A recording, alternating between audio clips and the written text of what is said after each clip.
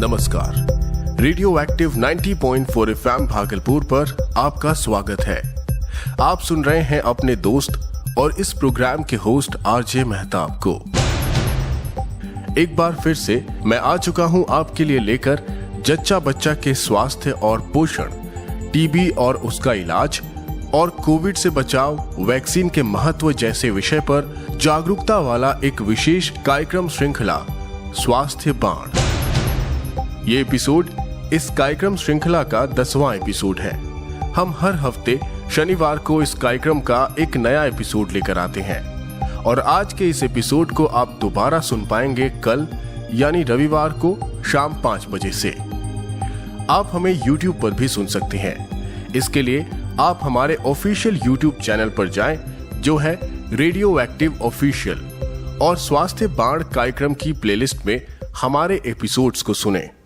हमारा स्वास्थ्य कैसा होगा ये निर्भर करता है हमारी जागरूकता पर। रेडियो एक्टिव 90.4 एफएम एक सामुदायिक रेडियो है। सामुदायिक रेडियो होने के नाते जन जागरूकता के प्रति हमारी जिम्मेदारी और बढ़ जाती है।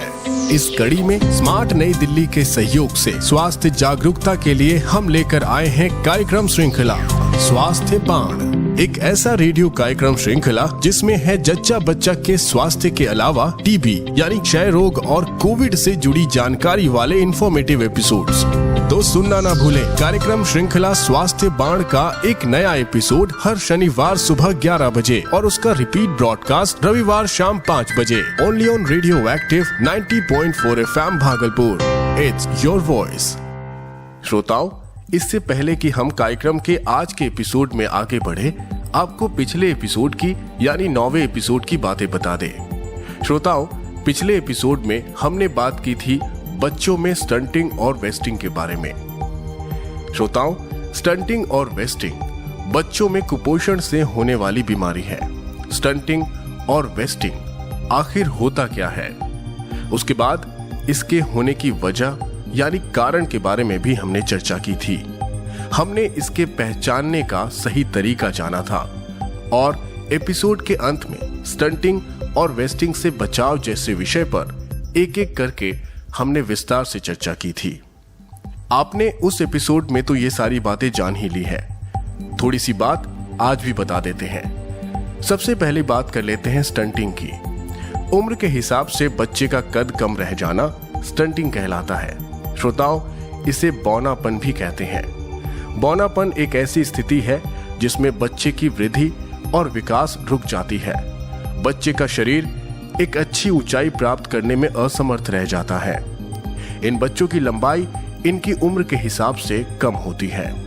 श्रोताओं, हमने पिछले एपिसोड में वेस्टिंग की भी बात की थी। ऊंचाई के हिसाब से कम वजन को वेस्टिंग कहा जाता है। ये अचानक और गंभीर रूप से वजन घटने का संकेत देता है। अगर एक बच्चे के पास खाने के लिए पर्याप्त भोजन नहीं होता या उन्हें एक संक्रामक रोग जैसे दस्त हो जाता है, तो इन कारणों से उनका वजन कम हो जाता है।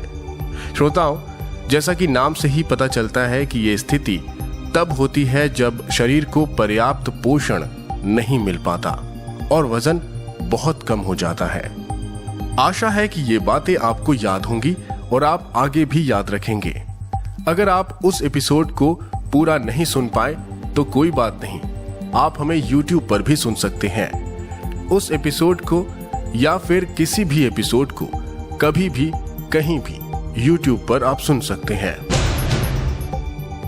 श्रोताओं, आज हम बात करेंगे बच्चों में मानसिक तनाव, कारण, उसके प्रभाव और उससे बचाव के बारे में।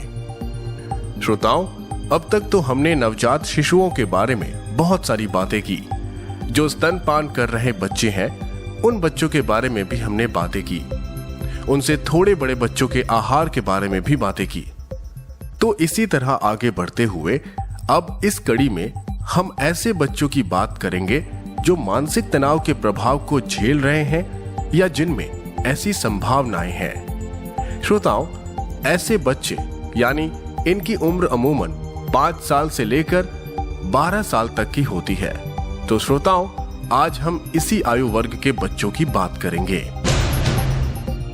श्रोताओं, आधुनिक समय में बदलती जीवन शैली में अधिकतर बच्चे साइकोटिक स्ट्रेस यानी मानसिक तनाव के शिकार हो रहे हैं। बच्चों में मानसिक तनाव का मुख्य कारण है बच्चों को अधिक डांट लगाना, बच्चों का अकेलापन, बच्चों को समझ नहीं पाना, बच्चों का पढ़ाई पर ध्यान न दे पाना या फिर पढ़ाई का अधिक बोझ बच्चों पर होना और ऑनलाइन गेमिंग का तनाव। श्रोताओं, साइकोटिक स्ट्रेस को साइकोटिक डिप्रेशन भी कहा जाता है। इसके कारण बच्चों में आत्महत्या करने की संख्या बढ़ रही है। बच्चों में तनाव एक गंभीर विषय बनकर सामने आया है। इसलिए बच्चों को तनाव मुक्त रखने के उपाय पर चर्चा करना बहुत जरूरी हो गया है। इस तरह से सही देखरेख हमारे बच्चों का अच्छा भविष्य तैयार कर सकती है, पर जरूरी है इस पर जागरूकता बढ़ाने की, इस पर बात करने की। श्रोताओं, सबसे पहले आइए इसके लक्षण के बारे में बात करते हैं। तनाव के सामने आने का बहुत ही आम लक्षण है। ये लक्षण बड़ों में भी देखने को मिलते हैं और बच्चों में भी।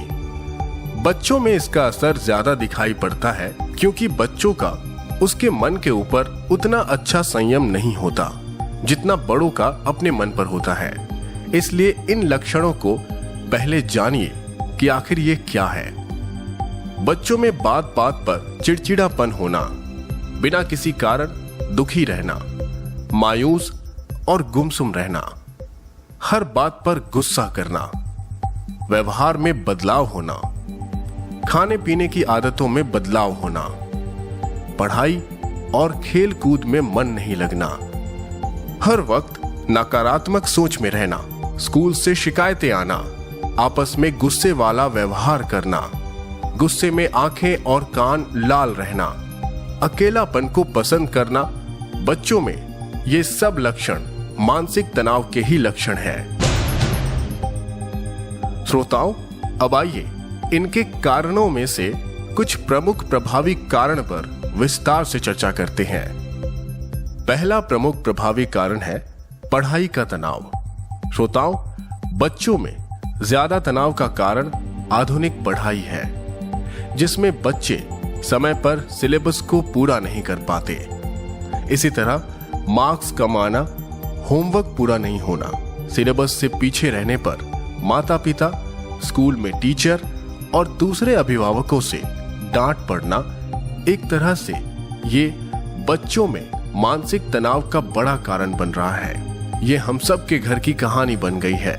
बच्चों पर माता पिता, टीचर्स का हमेशा अधिक से अधिक नंबर लाने और क्लास में नंबर 1 बने रहने का दबाव रहता है, जिसके वजह से बच्चों को ये मानसिक रूप से कमजोर करता है, जिससे बच्चों का कॉन्फिडेंस लेवल काफी कम होने लगता है। इसलिए अपने छोटे बच्चों पर पढ़ाई का अधिक बोझ ना डालें, बच्चों को प्यार से पढ़ाएं और समझाएं। श्रोताओं, एक और प्रभावी कारण है असफल होने का डर। श्रोताओं, बच्चों के मन में हमेशा पढ़ाई में पीछे रहने का डर बना रहता है, जैसे कि मार्क्स कम आने का डर, भविष्य को सफल ना बना पाने का डर, अलग अलग तरह के परीक्षाओं में पीछे रहने का डर और असफल होने पर माता पिता के डांट का मानसिक दबाव बना रहता है। श्रोताओं, बच्चे के असफल होने पर उन्हें बुरी तरह से नहीं डांटें, बल्कि उन्हें प्यार से समझाएं। आने वाले अगले एग्जाम के लिए बच्चों का कॉन्फिडेंस लेवल बढ़ाएं, जिससे बच्चे पूरे जोश और उमंग के साथ आने वाले अवसरों की तैयारी करेंगे। श्रोताओं, बच्चों में तनाव का एक कारण बच्चों को समय नहीं दे पाना है। आज के व्यस्त जीवन शैली में अधिकतर माता पिता, अभिभावक बच्चे को समय नहीं दे पाते हैं। बच्चों की हर छोटी छोटी समस्याओं का समय पर हल निकालना जरूरी है। हो सकता है कि वो बातें आपके लिए बहुत छोटी हो, आपके लिए उतना मायने नहीं रखती हो, पर एक छोटे बच्चे के लिए वो बातें बहुत बड़ी हो सकती हैं। उसके लिए वो बहुत महत्वपूर्ण हो सकती है। इसलिए बच्चों को सुनना बहुत जरूरी है। बातें कुछ मेरे मन में दबी हुई सी, मुझे मेरी जिंदगी लगे हड़बड़ी सी। रोना चाहता पर आंखों से ना आए आंसू, मुझसे पूछो ना कि ओए तो ठीक है आंसू। यार नहीं हूँ मैं ठीक, सब कुछ लग रहा है अजीब। मैं भी चाहता हूँ मुझसे कोई तो आके करे बात, पर तुम बातें मेरी टाल देते हो जैसे हो मजाक। मैं अकेला तन्हाई में उलझ रहा हूँ, मुस्कुराता हुआ दर्द मैं सह रहा हूँ। है कलम में से आहे मेरे खून की सी, अपने आप बीती खुद से ही कह रहा हूँ। बहुत मिले जो खुशियों में साथ रहे, वक्त बुरा मुझसे दूर है वो भाग रहे। बात दिल की ये उनसे है गिला नहीं, दुनिया की है ये रीत हम ना जान सके। अरे ब्रो जाने देना यार, क्यों इतना लोड ले रहा है? अरे भाई मेरी अभी just reports I and I am diagnosed with depression. ढले दिन आंखें नम रात कैसे बीते, तकलीफ जो न समझे वो दोस्त भी थे। बंद कमरे में सोचता मैं रहूं जैसे, बीते पल जो थे खुशियों के सपने थे। हाँ वो सपने थे सच में जो अपने थे, खड़े साथ जो वो रहते मेरे कल में थे। मेरी राह में जो खड़ी मिले मुश्किलें, ये वो राह देख रास्ता बदले चले। सोच गहरी में दिमागी सा मरीज लगूं, पैसे काफी रिश्तों से करीब लगूं। खो के सब फासलों से मैं करीब लगूं, अंधेरी राह पे मैं निकला अजीब लगूं। मैं यूनिक नहीं मेरे जैसे बहुत है, हार जाते जिंदगी की दौड़ है फिर होती डेडिकेट। RIP की पोस्ट ने हम माया नहीं ऐसा ही ये दौर है।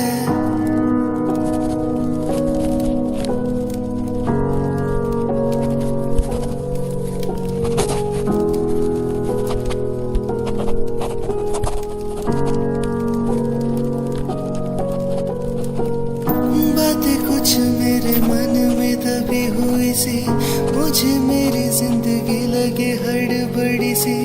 रोना चाहता पर आंखों से ना आए आंसू, मुझसे पूछो ना कि ओए तो ठीक है आंसू।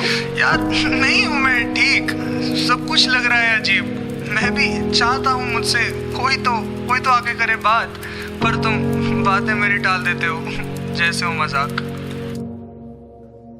श्रोताओं, अक्सर बच्चों में पढ़ाई, सिलेबस, हाई स्टैंडर्ड प्रतियोगिताएं, खेलकूद, डर भय से संबंधित कई बातें उन्हें परेशान कर रही होती है और वो हमें बताते नहीं। इसलिए बच्चों की बातें ध्यान से, शांत मन से, प्यार से सुनना बहुत जरूरी है। उनके सवालों को सुनना बहुत जरूरी है।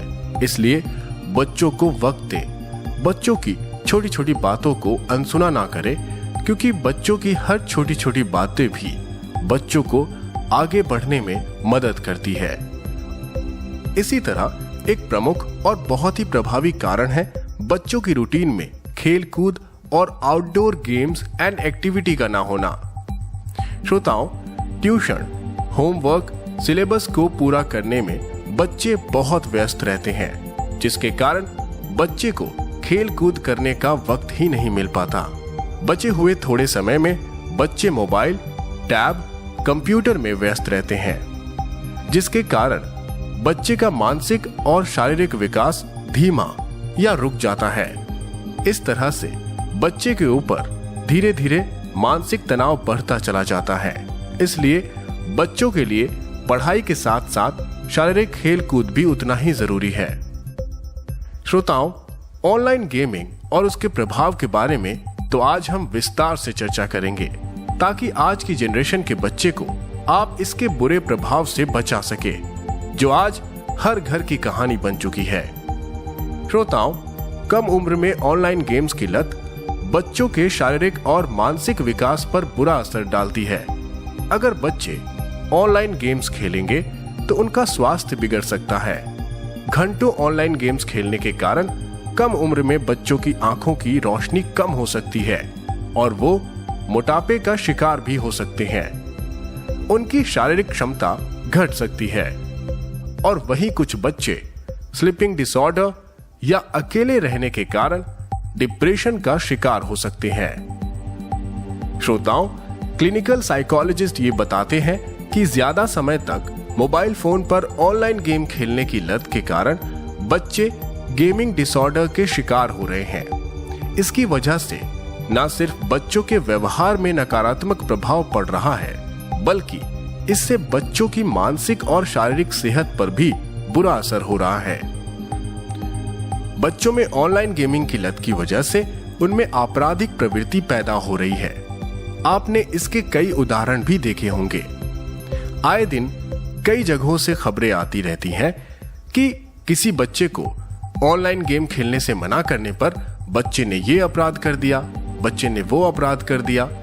कभी आर्थिक नुकसान के साथ साथ शारीरिक चोट पहुंचाने की खबरें भी आती रहती हैं। इसकी वजह से बच्चे पर मानसिक दबाव बढ़ता ही चला जाता है और इसकी वजह से उनकी पढ़ाई लिखाई पर बहुत बड़ा प्रभाव पड़ रहा है।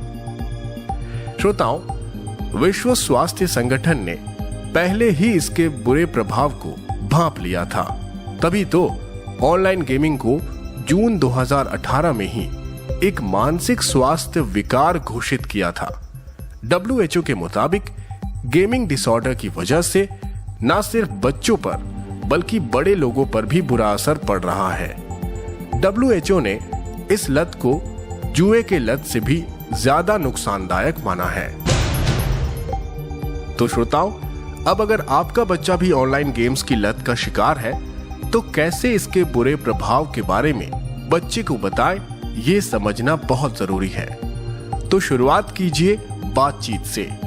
अपने बच्चे को इसके नुकसान के बारे में बताएं, क्योंकि ऑनलाइन गेम्स का असर न सिर्फ बच्चे के दिमाग पर पड़ता है बल्कि उसकी आंखों पर भी इसका बहुत बुरा असर देखने को मिलता है।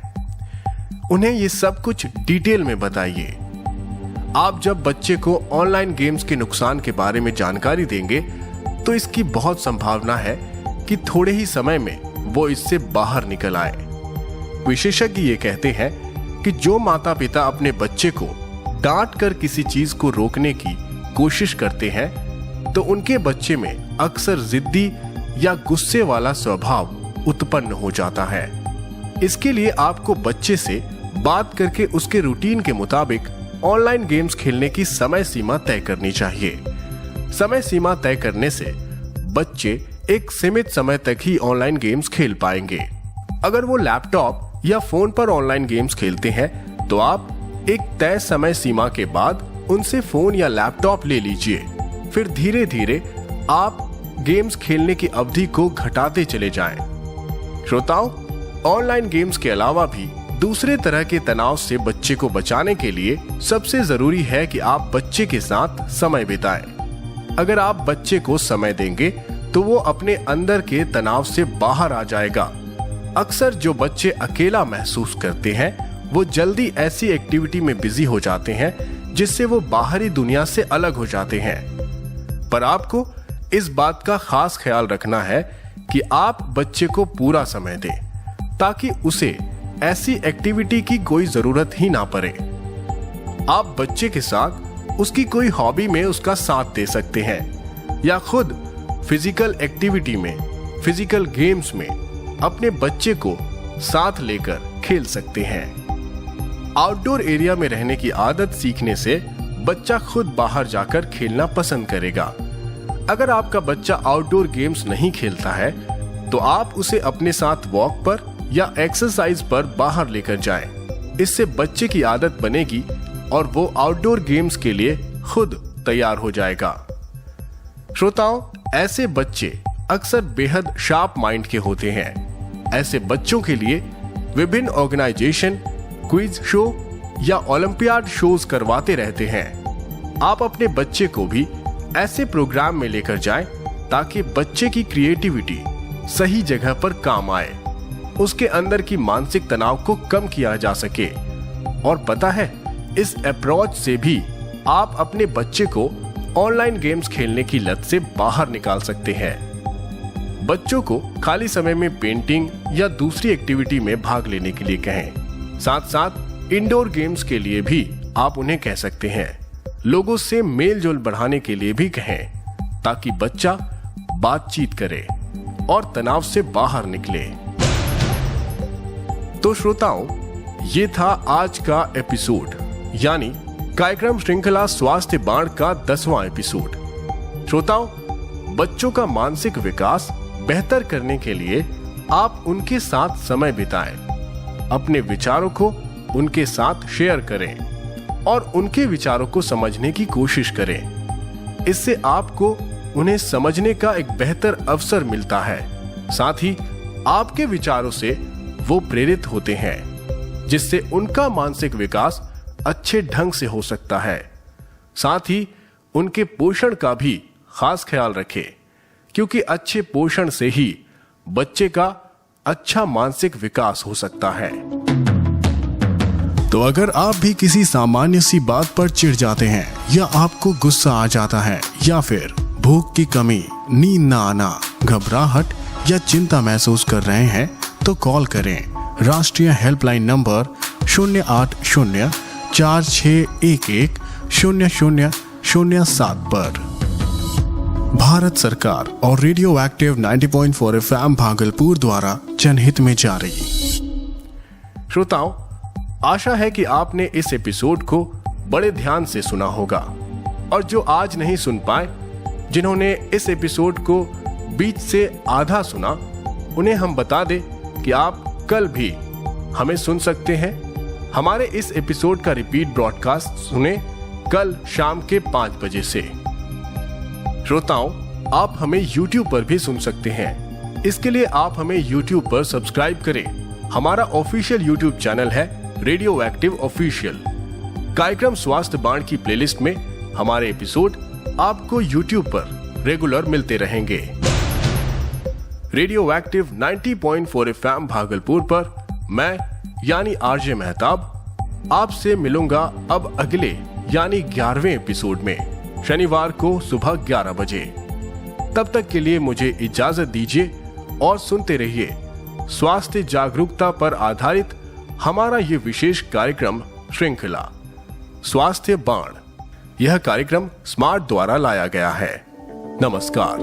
बंजर धरती के सीने पर पैर पटक के नन्हा अंकुर एक हरी सी जिद पर उतरे। मुमकिन है, मुमकिन है, मुमकिन है, मुमकिन है। सूरज मुट्ठी के अंदर हो और दरारों से उंगली की झलक रोशनी फर्श पे बिखरे। मुमकिन है, मुमकिन है, मुमकिन है, मुमकिन है। आँख हजारों पर एक सपना, राह हजारों पर एक मंजिल, प्यास हजारों पर एक बारिश। मुमकिन है, मुमकिन है, मुमकिन है, मुमकिन है, मुमकिन है, मुमकिन है, मुमकिन है, मुमकिन है। हाथ बढ़ाना, बादल छूना और निचोड़ के एक बादल से होंठ भिगोना मुमकिन है। एक दीपक का तूफानों से आओ खेले कहकर मस्ती में लहराना मुमकिन है।